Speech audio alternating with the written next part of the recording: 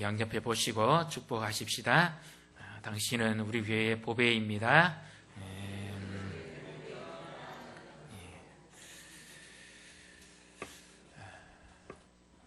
어느 목사님이 설교를 할 때마다 유독 강조한 문장이 있었습니다. 그런데 그날따라 이 꼬마아이가 잘 들었습니다. 무슨 소리를 하는가 유독 많이 들어보니까 어떤 주일은 그득그득 많이 반복하고 어떤 때는 그래도 조금 하시는데 이 아이가 드디어 궁금증이 나서 엄마에게 물어봅니다. 엄마, 아빠, 목사님은 정말 죄를 많이 지으셨나요? 왜 설교할 때마다 나 같은 죄인을 살리신 그렇게 말하죠? 아니, 죄를 지었으면 입을 다물고 가만히 있어야 되는 거 아니에요? 부끄럽게 왜 자꾸 나 같은 죄인이라고 공개적으로 이야기합니까? 그 말에 엄마 아빠가 할 말을 잃었습니다. 오늘 우리 예수님이 우리를 대신해서 고난을 받으시기 위해서 예루살렘에 입성하신, 성전 안으로 들어가신 바로 그 고난주일의 시작입니다. 그리고 예수님이 나귀 새끼를 타시고 들어가실 때 수많은 사람들이 호산나 호산나 다윗의 자손이여 이스라엘의 왕이여 우리를 구원하소서. 그래서 그 주님을 찬양하고 경배하면서 종려나무 가지를 흔들어서 주님께 높여드렸죠. 그래서 종려나무 가지는 평안을 상징합니다. 진정한 이 만왕의 왕이 예루살렘 성에 들어오므로 그들은 참된 평화가 임할 것을 기대했던 것이죠. 그래서 오늘은 예수님이 고난받으시기에 입성하신 고난주의 또는 종려주의라고 그렇게 하기도 합니다. 그래서 이 예수님의 예루살렘의 입성이 오늘 우리에게 주는 의미가 무엇인가? 또 이 고난에 우리가 과연 무엇을 깊이 생각해야 될 것인가 하는 것을 오늘 말씀을 통해서 우리는 예수님의 살과 또 피를 먹고 마심으로 예수님과 하나 되는 이런 은혜의 복을 누리시기를 주님의 이름으로 축복합니다. 오늘 본문은 예수님이 마태를 부르시고 그 이후에 마태가 자기 집에 예수님을 초청합니다. 그리고는 잔치를 배설해서 예수님을 정성껏 대접합니다. 예수님의 제자들도 함께 가서 먹고 마십니다. 그런데 마태에는 예수님 만나기 전까지만 해도 세리였기 때문에 그가 가까이 하는 친구들은 전부 세리죠. 그리고 그 세리와 함께하는 사람들을 전부 죄인이라고 그렇게 낙인 찍었습니다. 그래서 그것을 보았던 바리새인들이 예수님에게 제자들에게 예수님의 흉을 보고 책을 잡습니다. 마태는 예수님을 따랐는데 아직까지 그 버릇을 버리지 못한 것일까요? 10절을 같이 읽습니다. 예수께서 마태의 집에서 앉아 음식을 잡수실 때에 많은 세리와 죄인들이 와서 예수와 그의 제자들과 함께 앉았더니, 분명히 세리와 죄인들이 와서 예수님과 함께 앉았다고 말씀합니다. 우리는 인생을 살아가면서 누구와 함께 하는가 하는 것이 아주 중요합니다. 지금 사춘기 자녀를 둔 부모의 마음은 늘 자녀에게 집중되어 있는데 그것은 그 자녀가 학교에서 혹여 나쁜 친구를 사귀지 않을까 늘 염려합니다.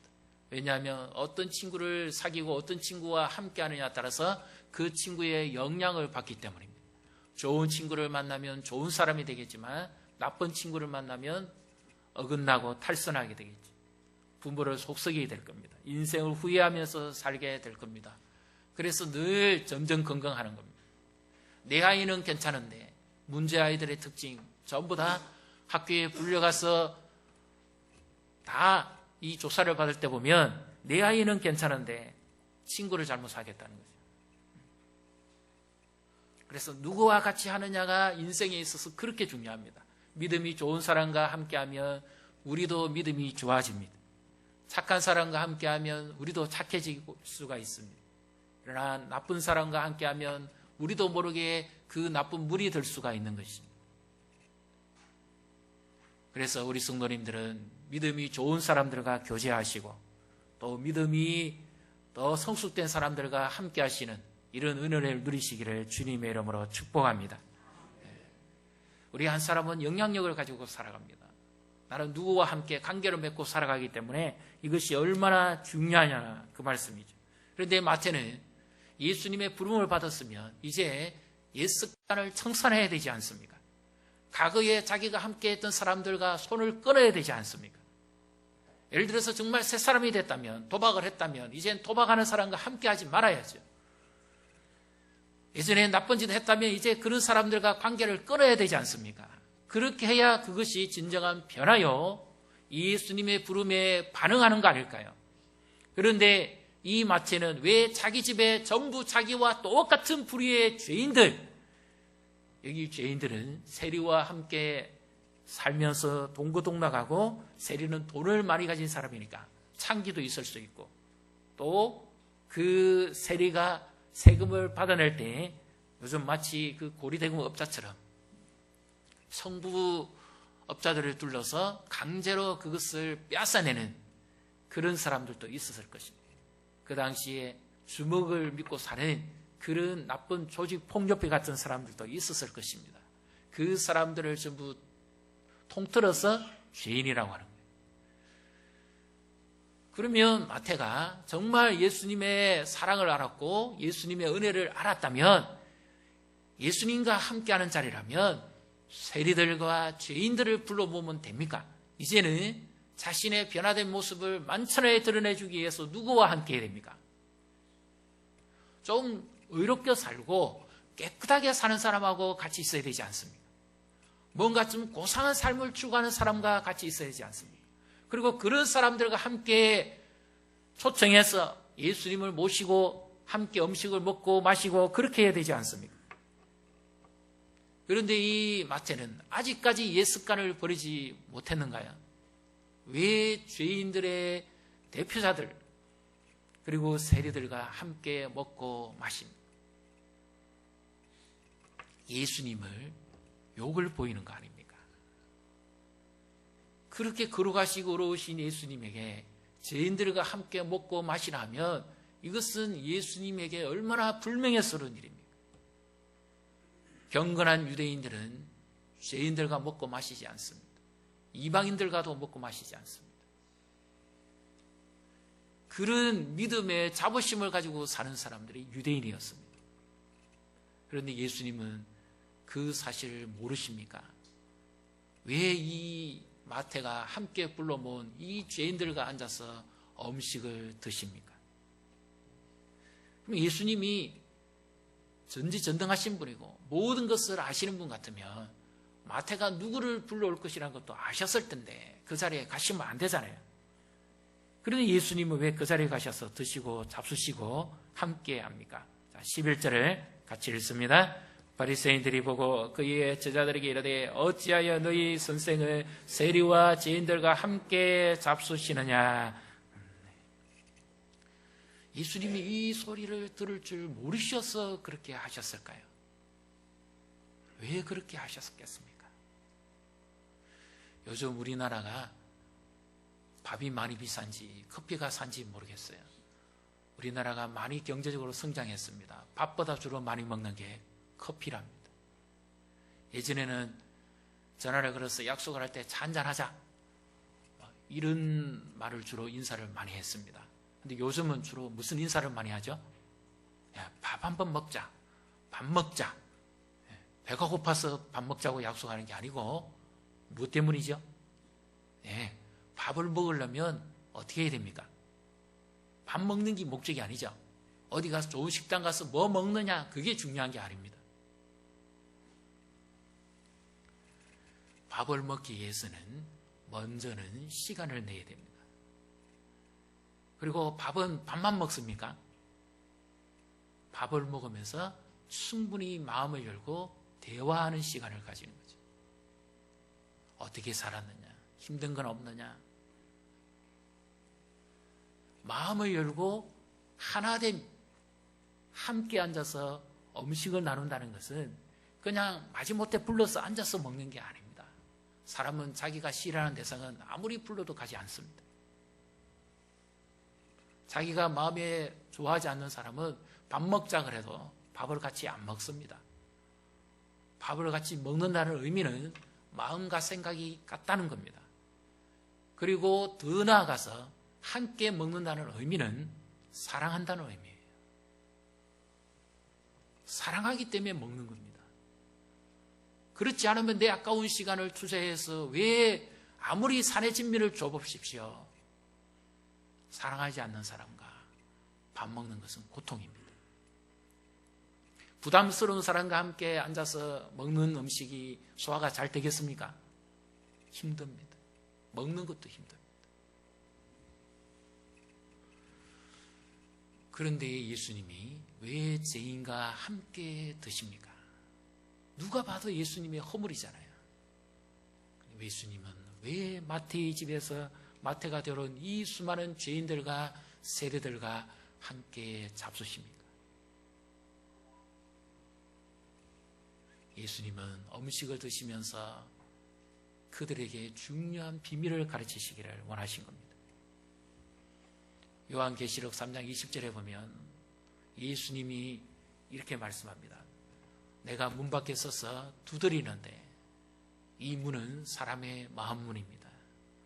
누구든지 나의 음성을 듣고 문을 열면 내가 그에게 들어가 그와 더불어 먹고 그는 나와 더불어 먹으리라. 예수님이 배가 고프셔가지고 줄이셔가지고 마지못해서 마태의 집에 초청받아서 식사하신 것이 아니었습니다. 예수님은 훨씬 더 중요한 것을 주시기 위해서 마태와 함께 하신 거죠.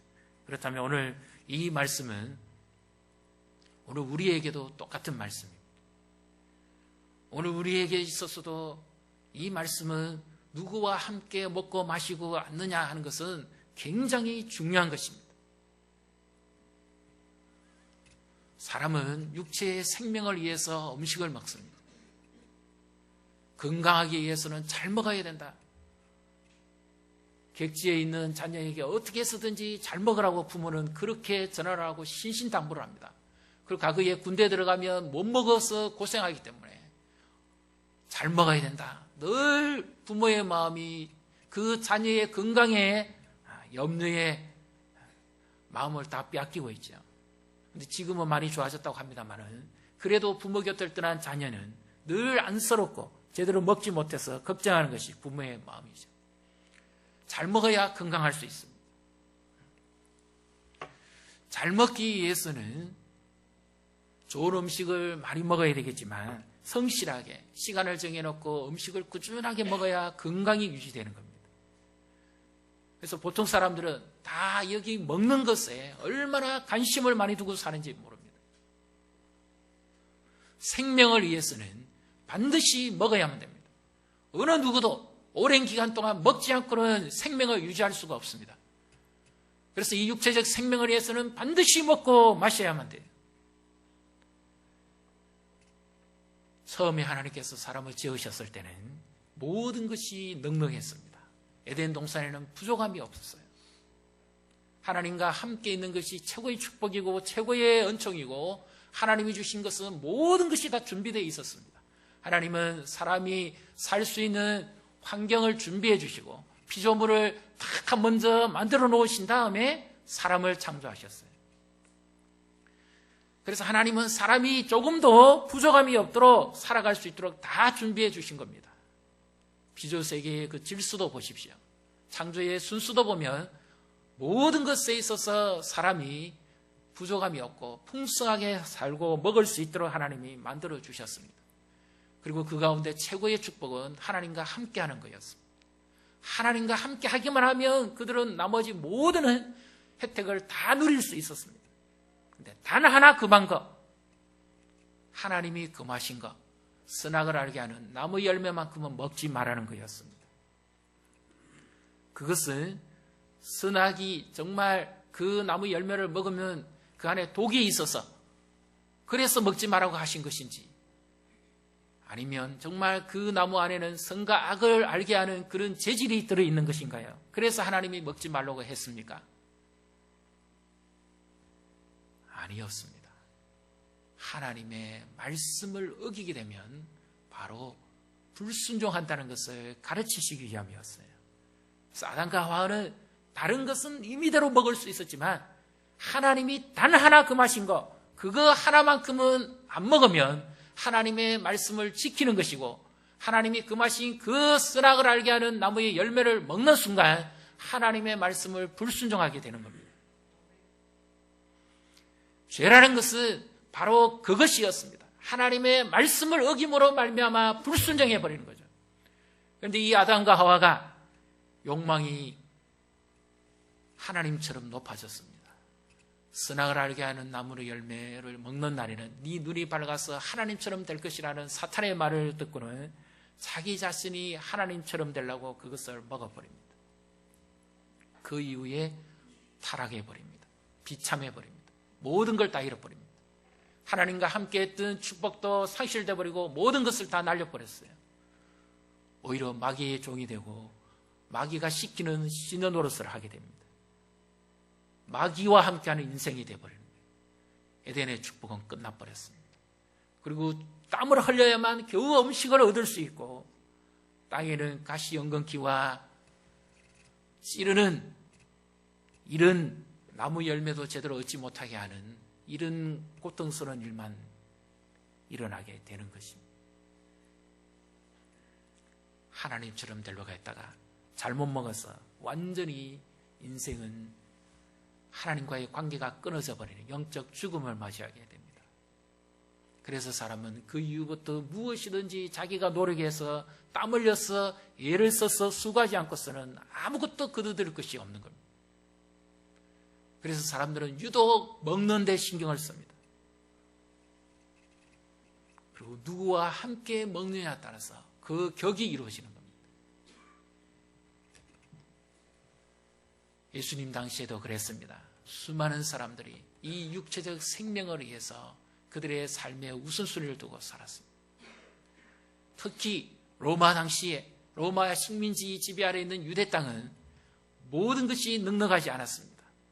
제대로 먹지 못했기 때문에 각종 질병이 전염병이 난무했고 경제적으로는 심히 굶주렸습니다. 과거 우리나라가 일제말기에 고통을 당하고 6.25 때 그런 고통을 겪었던 것처럼 먹을 것이 넉넉하지 않았습니다. 그래서 그 무리들에게 진정한 소원은 뭡니까? 배부르게 해줄 수 있는 지도자만 있다면 그가 누구든지 상관없이 우리는 따르겠다는 거예요. 내게 있어 먹고 마심에 이 부족함만 채워줄 수 있다면 그가 누구든지 따른다는 겁니다. 그런데 예수님의 소문이 들렸어요. 예수님이 귀신도 내쫓고 병자도 고치고 문득병도 고치고 중풍병자도 일으키고 예수님이 기적도 일으킨다는 소리를 들었습니다. 그래서 사람들은 예수님이면 우리의 생명을 위해서 얼마든지 왕으로 세울 수 있는 분이다. 그래서 자기들은 차원에서 예수님을 왕으로 세우기를 원했습니다. 오늘날도 많은 사람이 이 육체의 생명을 위해서 최고의 우선순위를 두고 삽니다.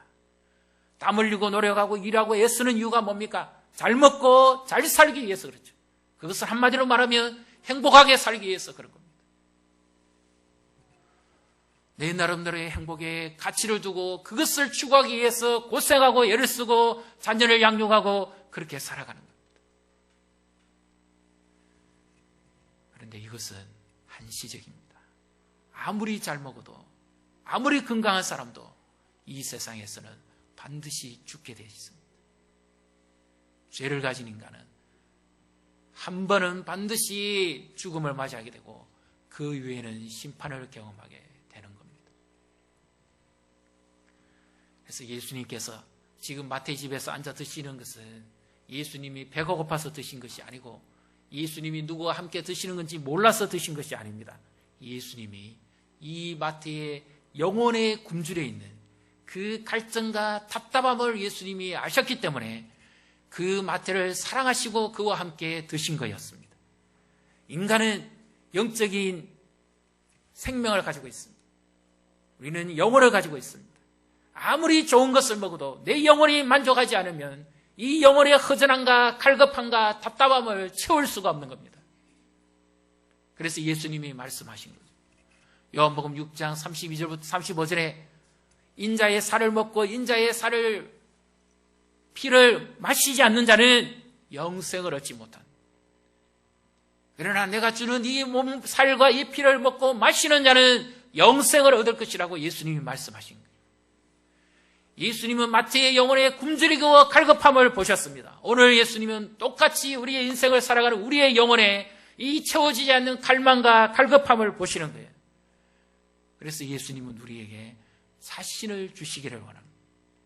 자기 자신의 생명을 주셔서 우리를 자기 생명보다도 더 사랑하시기 때문에 예수님은 자기 자신을 우리를 위한 양식으로 주시기를 원하시는 겁니다. 아무리 세상에 좋은 것을 경험해도 영원히 만족하지 않으면 사람은 행복할 수가 없습니다. 그래서 하나님께로 돌아가지 않으면 하나님을 만나지 않고서는 결코 인생의 어떤 문제도 풀리지 않습니다. 그래서 우리의 인생의 무게와 중함과 고통을 하시는 예수님이 바로 우리의 영혼의 양식이 되어서 이 땅으로부터 우리에게 자신을 주시기를 원하신 것이죠. 그래서 내가 주는 물을 먹는 자는 다시는 가라지 않을 것이고 그 속에서 영생하고 솟아나는 샘물이 될 것이다. 예수님은 자기의 살과 피를 먹는 자만이 구원을 얻는다고 말씀하셨습니다. 그럼 이 살과 피를 먹는다는 말이 무슨 말입니까? 정말 인육을 먹는다는 말씀일까요? 아닙니다. 예수님은 바로 이것을 이렇게 표현합니다. 예수님 자신과 함께 먹고 마시는 것. 이것이 무엇이겠습니까? 이것이 바로 믿음입니다. 내 살을 먹고 내 피를 마시는 자는, 믿는 자는 구원을 얻을 것이다. 영생을 얻을 것이다. 바로 이것이 믿음의 표현입니다. 근데 오늘날 교회 안에 있는 분들도 예수님을 이렇게 믿지 않는 분들이 너무 많습니다. 어떻게 예수님을 믿는가 하면 그 유대인 당시에 그 예수님이 추종했던 그 무리들, 예수님을 따라왔던 무리들처럼 그렇게 예수님을 믿는 사람들이 너무 많다는 거예요. 여러분은 어떤 예수님을 믿고 있습니까? 여러분은 혹시 이런 예수님을 믿고 계시지 않습니까? 예수를 믿으면 구원을 얻는다는 믿음이 우리는 자칫 잘못하면 잘못된 믿음으로 전락할 수가 있습니다. 이 예수님의 살을 먹고 예수님의 피를 마신다는 것은 이런 종류를 이야기하는 것은 아닙니다. 예를 들면 예전에 우리나라에 유명한 세종대왕이나 이순신 장군이 있었죠. 역사적으로 존재했던 사람들이죠. 나라에 큰 공을 세웠던 사람들 아닙니까? 그 사람들을 인정하는 것처럼 예수님이 이 땅에 오셨다는 것을 인정하는 것은 믿음이 아닙니다. 오늘날 많은 사람들이 예수님을 그렇게 믿고 있어요. 이것은 귀신들도 가지고 있는 믿음이에요. 예수님이 복음을 전하실 때 흉악하게 귀신든 사람 속에 있는 귀신이 예수님에게 이렇게 요청을 합니다. 하나님의 아들이죠. 나와 당신과 무슨 상관이 있습니까? 나는 당신이 하나님의 아들인 것을 압니다. 이 말은 무슨 말입니까? 귀신은 예수님이 어디서부터 왔는지 누구인지를 분명하게 알았습니다. 그래서 그 예수님을 인정했어요. 그럼 이 귀신은 구원을 얻었을까요? 못 얻었을까요? 예수님을 하나님이라고 아들이라고 불렀지 않습니까? 그리고 예수님을 하나님의 아들이라고 인정했지 않습니까? 오늘날 많은 사람이 주여 주여 그렇게 예수님을 부르고 인정합니다. 그러나 그 다음에 말입니다. 나와 당신이 무슨 상관이 있습니까? 내 때가 이르기 전에 나를 괴롭게 하려고 이곳에 왔다니까. 하나님의 아들로 인정을 했지만 상관은 없는 믿음을 가지고 있었다는 거예요. 오늘은 많은 사람들이 예수님을 하나님의 아들로 인정을 합니다. 그러나 그와 더불어 먹고 마시는 믿음은 없다는 거예요. 인정을 하지만 함께 하지는 않는다는 겁니다. 상관없이 산다는 거예요. 이 믿음은 구원 얻는 믿음이 아니에요. 이 믿음은 영생 얻는 믿음이 아니에요. 이거는 단순한 지식적인 동의만 하는 겁니다. 석가가 있었다더라, 소크라테스가 있었다더라, 똑같은 겁니다. 이거 가지고는 구원을 얻지 못합니다. 예수님은 우리가 그렇게 예수님만 인정하도록 하시고자 이 땅에 오시지 않았어요. 예수님은 우리 인간이 해결하지 못하는 더 나은 영적인 갈망함, 죄와 사망에서 허덕이는 인생을 진정으로 구원해내는 그 영생을 위해서 예수님은 이 땅에 오신 겁니다. 또 하나가 있습니다. 일시적이고 현세적인 믿음이에요. 생활이 어렵고 힘드니까 예수라도 한번 의지해보자. 그래서 교회에 나오시는 분들이 있습니다. 가난하고 힘들고 질병 때문에 인생이 답답하니까 그래서 예수님께 찾아 나오는 분들이 있습니다. 스스로 찾아 나오는 분들이에요.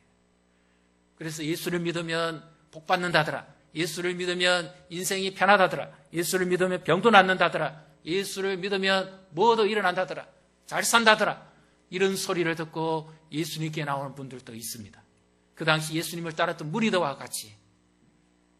그러나 예수님이 부르시는 방편은 여러 모양으로 부르십니다.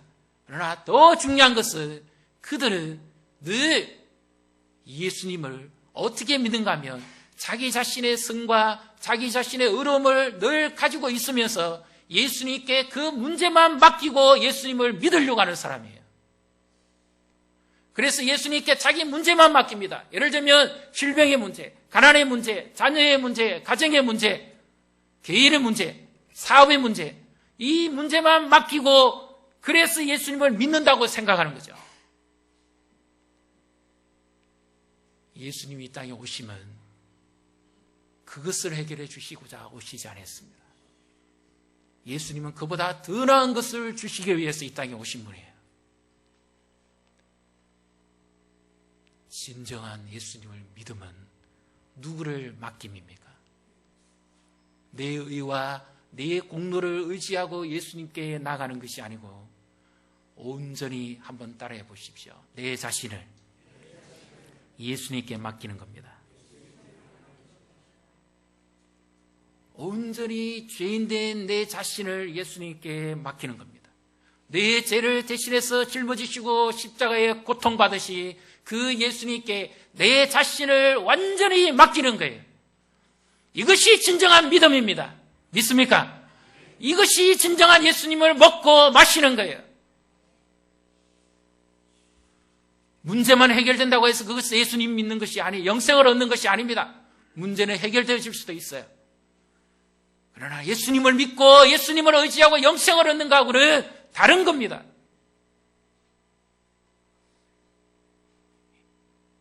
예수님은 어느 누구도 인생에 해결하지 못해 바로 유일한 그 한 가지를 해결하기 위해서 예수님은 자신을 생명의 양식으로 내어주신 거예요.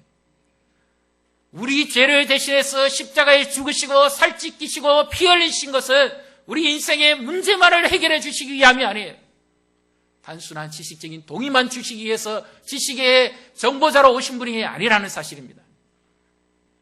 내 모든 것을 송두리째 소유하시고 나를 나보다도 더 사랑하셔서 완전히 내 자신이 십자가에서 제물이 되어 갈기하게 찢겨 죽어야 되는 내 죄를 대신해서 예수님이 피 흘려 죽으셨다는 거예요. 바로 이것을 믿는 것이 예수님을 먹고 마시는 겁니다. 이 예수님을 만나야만 구원을 얻는 겁니다. 교회를 아무리 다녀도 제가 방금 말씀드렸던 지식적인 동의나 하는 믿음, 그리고 문제 해결에만 급급하는 믿음을 가지고서는 영생을 얻지 못합니다. 이것은 문제만 관계가 있지 더 중요한 하나님을 떠나버린 내 영혼에, 내 인생에 나와의 관계가 없는 겁니다. 그래서 예수님은 마태의 집에서 그 수많은 죄인들과 세리들과 함께 먹고 마셨던 이유는 바로 내가 너희에게 줄 양식은 내 자신이라고 하는 것을 예수님이 주시기를 위했던 것입니다. 너희가 이것을 아무리 많이 먹고 마셔봐라. 마태야, 여기 있는 사람들아, 너희가 세상에 있는 것을 아무리 좋은 것을 먹고 마셔봐라. 너희 욕망이 채워지느냐. 성경적인 의미로 욕망은 지옥과 같은 겁니다. 끝없이 내려가는 구덩이입니다. 사람의 욕망은 끝이 없습니다. 아무리 좋은 것을 먹어도 그 다음에는 더 좋은 것을 먹어야 만족하지 않습니다. 영원히 채워지지 않는 인생은 결코 만족함이 없습니다. 그러나 우리는 예수님을 먹고 마시기 때문에 예수님이 주시는 진정한 평안을 누리게 되는 줄로 믿습니다. 오늘도 예수님을 먹고 마시는 성찬을 대할 때 당연히 죽어야 되는 것은 나 자신이지만 예수님이 이런 나를 대신해서 십자가에서 죽으셨다는 것을 믿는 것이 예수님을 먹는 것입니다. 이 당시 유대인들이 이 진리를 몰랐던 겁니다. 그래서 그들은 다 도망가 버렸어요. 우리가 살인자냐, 식인종이냐. 그러나 예수님이 정말 주시기를 원했던 것은 영생입니다. 병원에 한번 가보십시오. 저도 중환자실도 응급실에도 가봤는데요. 제가 갔을 때 옆에 이 베드에서 들리는 소리가 있었습니다.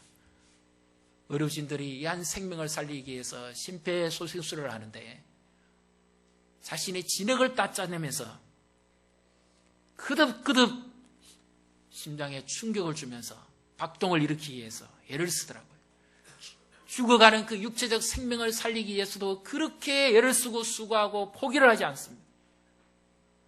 예수님은 하나님을 떠나버린 인생, 영원히 멸망받을 수밖에 없는 인생, 영원한 죽음에 처할 인생, 이 인생들을 건지시기 위해서, 영혼들을 건지시기 위해서 예수님이 우리를 사랑하셔서 자기 자신을 주시기를 포기하지 않으신 것입니다. 그것이 예수님의 십자가의 사랑입니다. 예수님은 죄인과 함께 계시지만, 예수님은 우리와 함께 계시지만, 예수님은 구원자요, 예수님은 능력자요, 예수님은 하나님의 아들이신 거죠. 이 예수님을 만나야만 진정한 구원을 얻습니다. 이 예수님을 먹고 마셔야만 진정한 영생을 얻습니다. 하나님을 떠나버린 인생이 가장 추구하는 진정한 영생은 예수님을 먹고 마셔야만 돼요. 이 예수님을 함께하는 것이 최고의 축복입니다. 그래서 우리는 예수님을 만나고 예수님과 사귈 때 예수님의 영향을 받고 예수님처럼 닮아가게 되는 겁니다. 예수님과 함께하는 시간, 오늘부터 시작되는 이 고난주일, 그리고 내일부터 시작되는 고난주간 특별 새벽기도에 세상에 그 어떤 것을 먹고 마셔도 만족할 수 없습니다. 예수님의 양식을 먹고 예수님의 말씀을 들어야 우리의 영생이 살찌고 부유하고 평안을 누리게 되는 줄로 믿습니다. 외로운 분 계십니까? 힘든 분 계십니까? 홀로라고 느끼시는 분 계십니까? 이 예수님을 먹으십시오. 우리가 조금 이따 성찬할 때 예수님이 제자들에게 자신의 살을 찢어서 주신 것처럼 씹어서 드셔야 돼요. 꼭꼭 씹으면서 내 살갗이 벗겨지는, 내 가죽이 벗겨지는 그 고통을 예수님이 대신 당하신 것을 우리가 씹어서 먹으면서 영생을 경험하는 겁니다. 우리는 칼이나 압정에 찔려도 얼마나 따끔하고 아픕니까?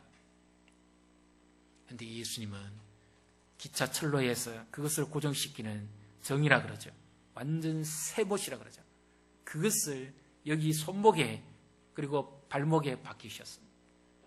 신경이 끊어지고 뼈가 부서지고 가죽이 찢어져 나가고 그리고 피를 흘리시면서 우리를 위해 죽어가신 겁니다. 예수님은 죄가 없으심에도 나를 살리기 위해서 희생하신 겁니다. 이것이 예수님의 사랑입니다. 사랑에 갈증나신 분 계십니까? 외로운 분 계십니까? 아무도 함께하지 못해도 예수님이 함께하십니다. 이 예수님을 먹고 마시십시오. 그러면 우리의 굶주린 영혼이 해가람을 얻고 신령한 음료로서 우리의 삶이 날마다 풍성하게 되는 줄 믿습니다.